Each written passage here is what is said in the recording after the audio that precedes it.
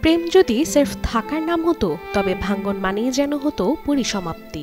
কিন্তু কিছু সম্পর্ক থাকে যেখানে বিচ্ছেদেও থাকে এক ধরনের বন্ধন যা নীরব ও সম্মানের, ঠিক যেমন সুস্মিতা সেন ও রহমান শলের গল্প।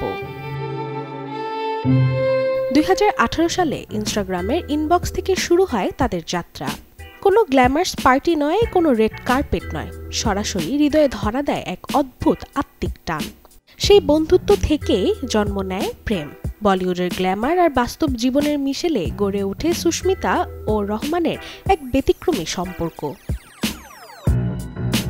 তবে 2021 সালের ডিসেম্বরে তাদের প্রেমের যাত্রায় পড়ে যায় বিরতির ছায়া।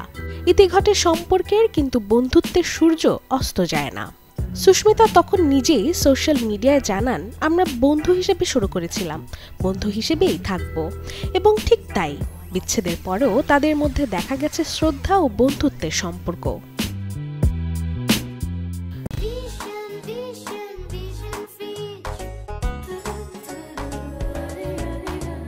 সম্প্রতি এক সাক্ষাৎকারে রহমান জানালেন কিভাবে আজও তিনি মনে রাখেন সুস্মিতার পছন্দ।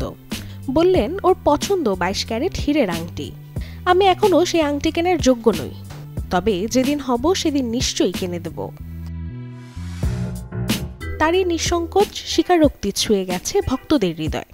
একদিকে সম্পর্কের ইতি, অন্যদিকে শ্রদ্ধা ও ভালোবাসার এমন আন্তরিক বহিঃপ্রকাশ যেন আজকের যুগে বিরল।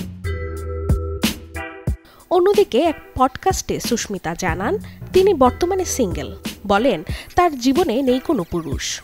2021 সাল থেকেই তিনি একা, তবু জীবনের সেই বিশেষ অধ্যায় ভুলে যাননি তিনি। তাদের বন্ধুত্বপূর্ণ আচরণ আজও সোশ্যাল মিডিয়ায় ভক্তদের মুখে হাসি ফোটায়। এদিকে রহমান বর্তমানে অভিনয় জগতে নিজের অবস্থান গড়েছেন।